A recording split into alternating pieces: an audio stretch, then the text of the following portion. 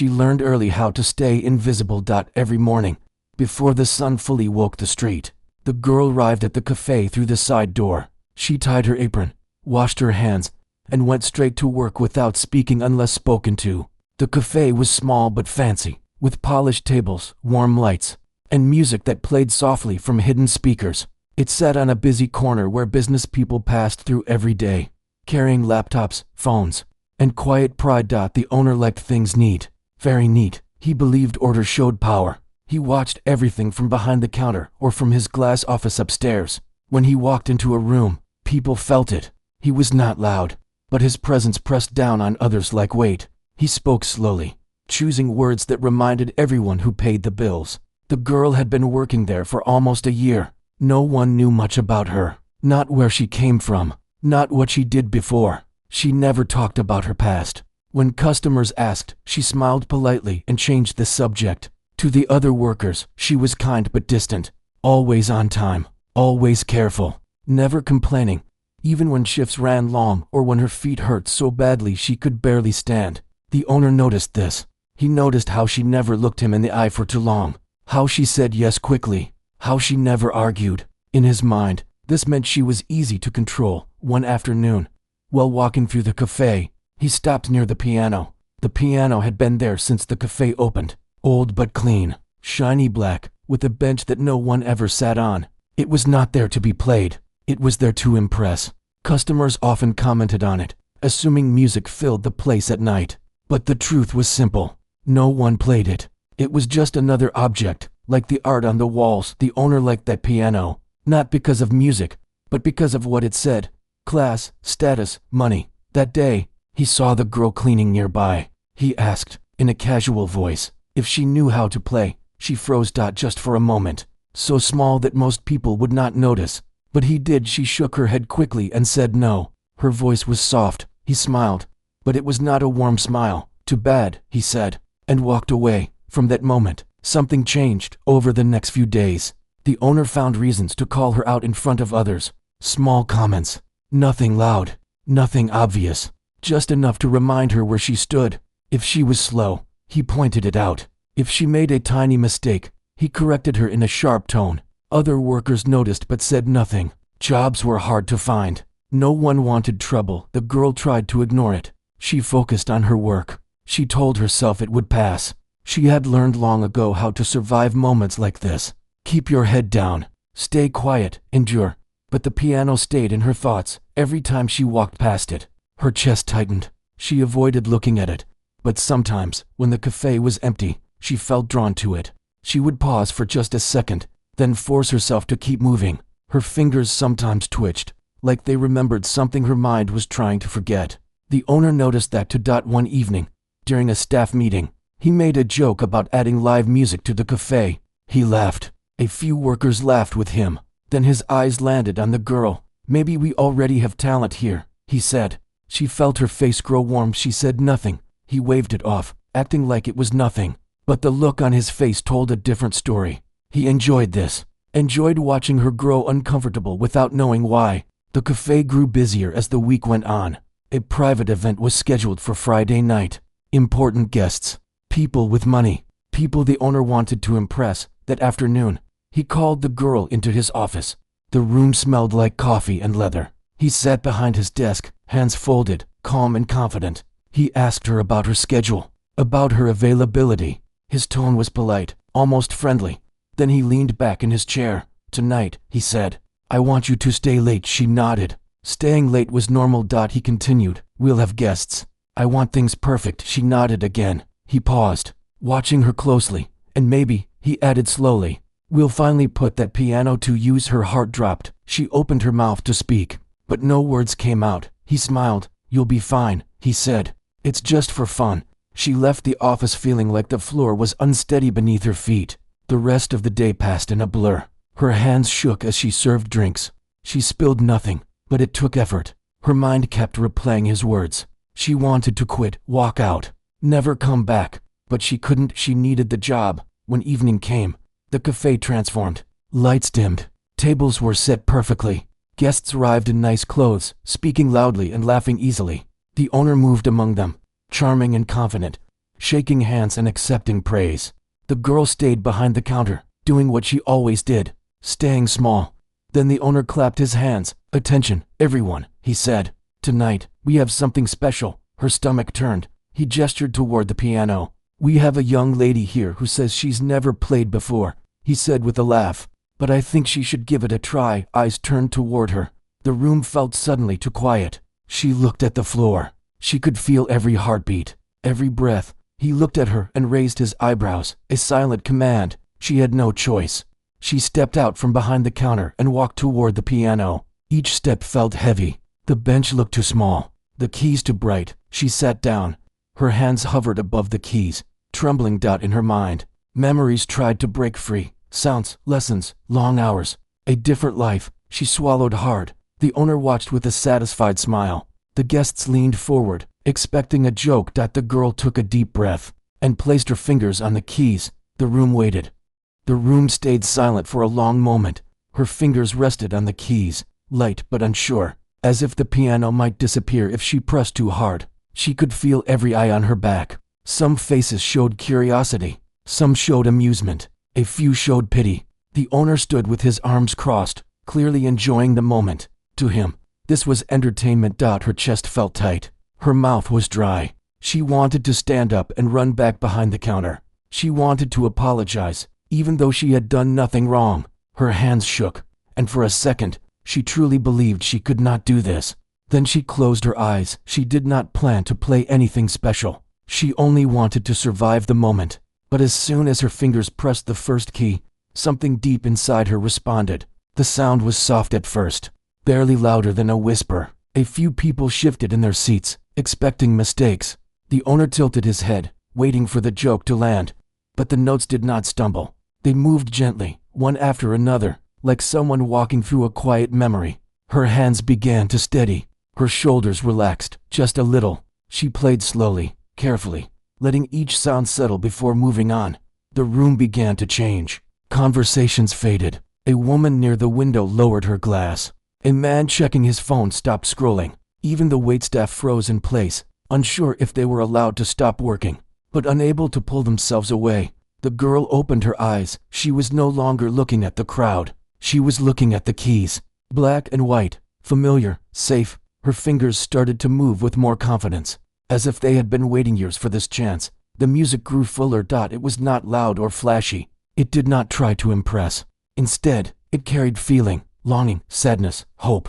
It sounded like a story being told without words. The owner's smile slowly disappeared. He straightened his posture, his arms dropping to his sides. This was not what he expected. This was not a joke. This was not someone guessing their way through a tune. This was skill. A man sitting close to the piano leaned forward, resting his elbows on his knees. His eyes stayed fixed on her hands. Another guest quietly shook their head in disbelief. The girl played on. Her mind drifted far from the cafe, far from the lights and the watching eyes. She was somewhere else now, somewhere quiet, somewhere painful, somewhere honest. Her fingers moved faster, then softer, then faster again. Each note felt like a release, like something locked away for too long finally being allowed to breathe. She did not see the owner step back. She did not notice the staff standing still. She did not hear the soft sounds of people shifting in their seats, afraid to break the moment. When the final note faded, it lingered in the air longer than anyone expected. No one spoke. For one long heartbeat, the room held its breath. Then someone started clapping. It was slow at first, careful, as if they were unsure if it was allowed. Then another joined in, and another. Soon, the room filled with applause. Not polite claps, real ones, strong ones. Some people stood, others smiled wide, shaking their heads in disbelief. The girl froze. She looked up, startled, as if waking from a dream. The sound overwhelmed her. Her face flushed. She stood up quickly, unsure of what to do, her hands hanging awkwardly at her sides. The applause continued. She glanced toward the owner. He did not clap. His face was tight, his jaw clenched. The attention in the room had shifted, and he felt it. This was supposed to be his moment, his event, his control. But all eyes were on her. The girl gave a small, unsure nod toward the guests, then stepped away from the piano and hurried back behind the counter.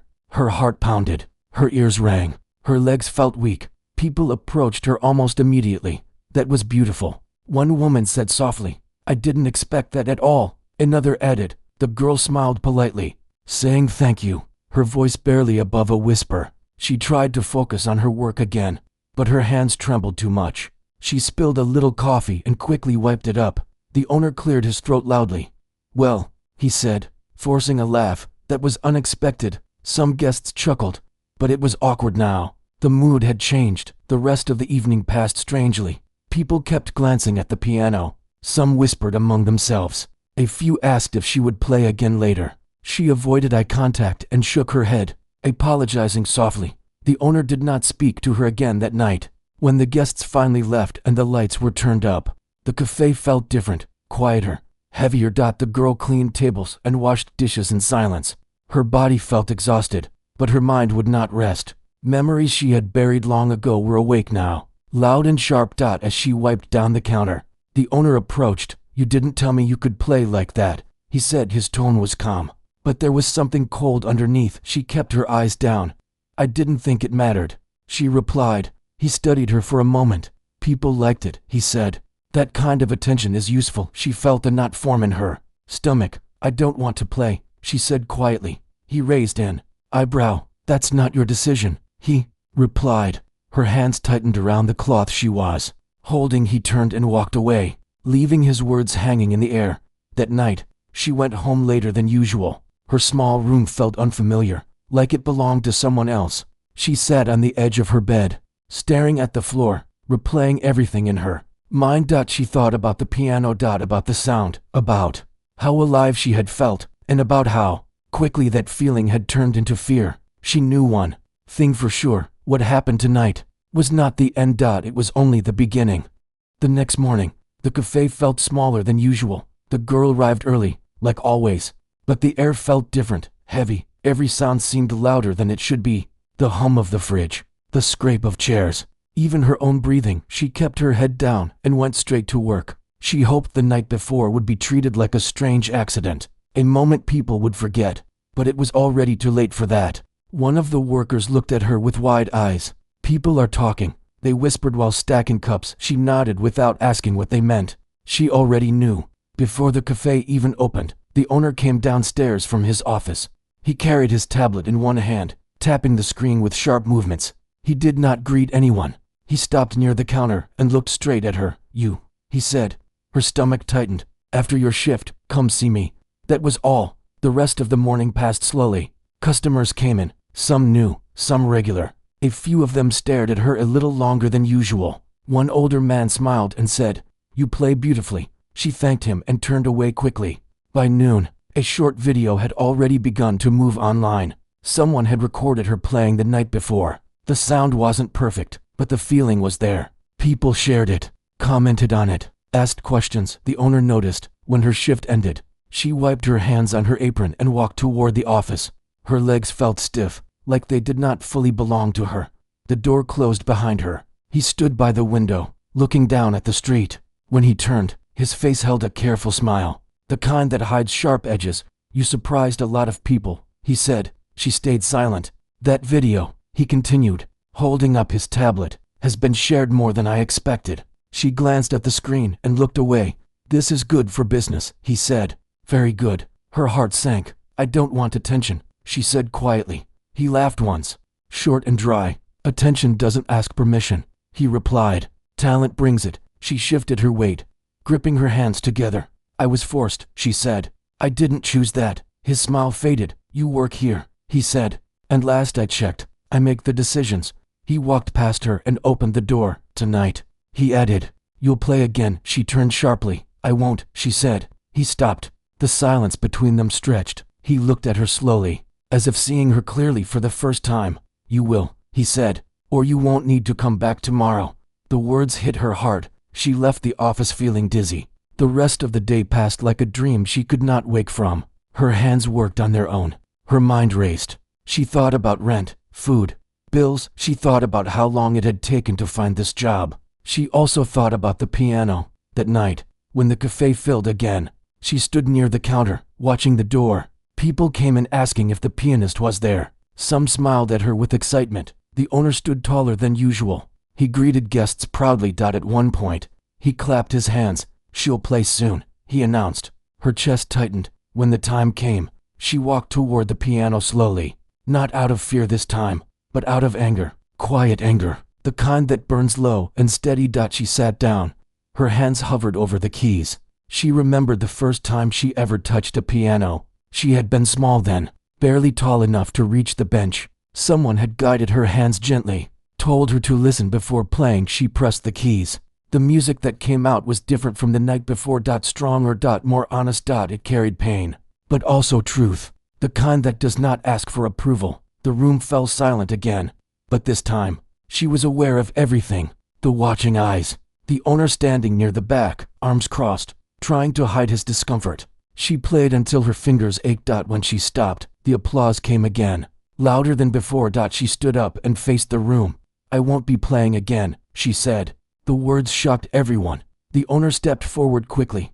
Now, he said with a laugh. Don't be shy. She looked at him. I said no, she repeated. The room grew tense. She removed her apron and placed it carefully on the bench. I quit, she said. Gasps spread through the crowd. The owner's face darkened. You can't just, he began. She walked past him. The door closed behind her. Outside, the air felt cold and sharp. Her hands shook as she took a deep breath. Fear rushed in quickly. What have I done? But beneath the fear, there was something else. Relief. She walked down the street, unsure of where she was going, only knowing she could not go back. Behind her, the cafe buzzed with confused voices. Inside, the owner stood frozen, realizing control had slipped through his fingers. For the first time in a long while, the girl had chosen herself, and though the future was uncertain, she knew one thing. She was done being invisible.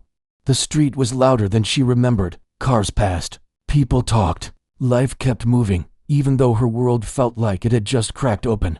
She walked without a plan, her shoes tapping the pavement in uneven rhythm. The night air cooled her face, but her thoughts burned. She had no job now. The truth settled in slowly, like weight on her chest.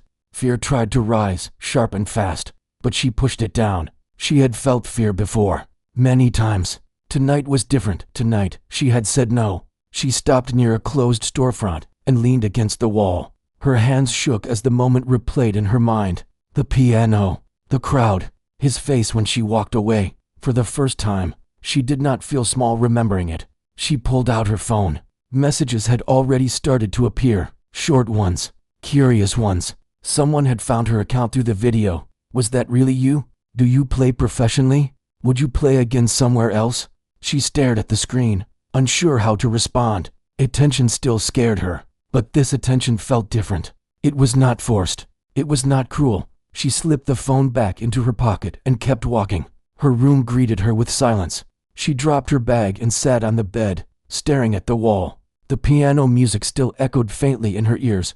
She thought about why she stopped playing. Years ago, music had been her whole life. Long days filled with practice, tired fingers, strict rules, high expectations. She had been praised, pushed, admired. Then something broke. Loss came suddenly. The kind that steals breath and leaves no answers. After that, music felt wrong. Every note reminded her of what was gone. So she walked away. Tonight, she realized something. She had not lost music. She had only been hiding from it. The next morning, she woke early, out of habit. Panic returned when she remembered she had nowhere to be. No shift, no apron to tie. She made tea and sat by the window. Sunlight spilled across the floor. For once, she did not rush. Her phone buzzed again. This time, she answered. The message was simple. Someone who worked at a small community hall had seen the video. They hosted local events, open performances. They asked if she would consider playing.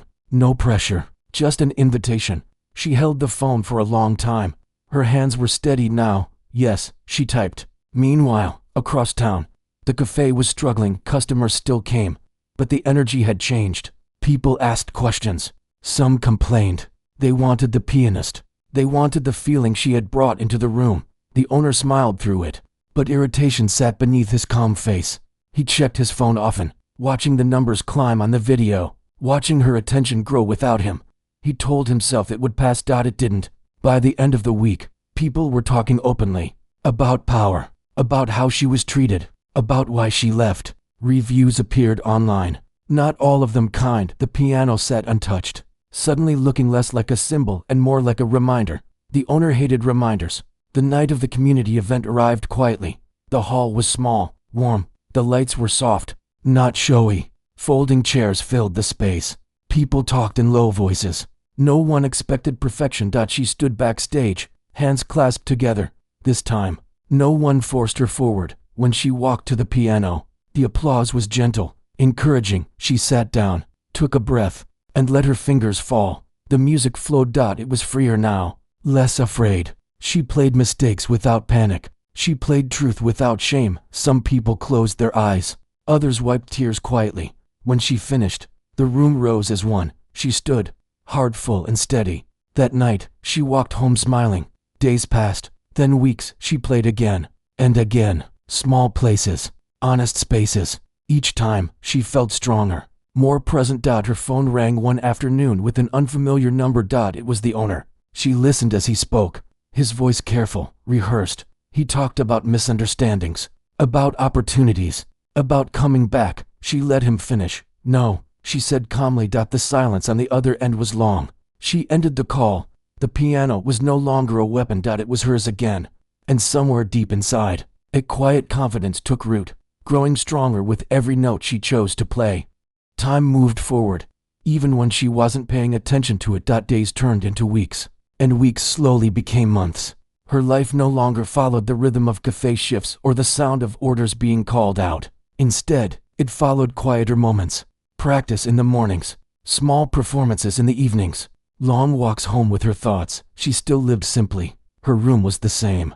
The window still faced the same street. Money was not easy, but it was enough. More importantly, she felt like herself again. Word spread, not loudly, not suddenly, but steadily. People talked about the girl who played like she meant every note. The girl who didn't chase attention but earned it.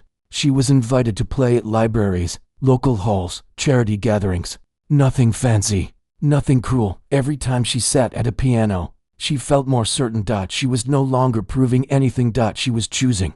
One afternoon, after finishing a small rehearsal, she noticed someone standing near the door. An older woman, holding her bag close, eyes a little wet. "Thank you," the woman said softly. "I forgot how music could feel like that." The girl smiled. That mattered more than applause ever had.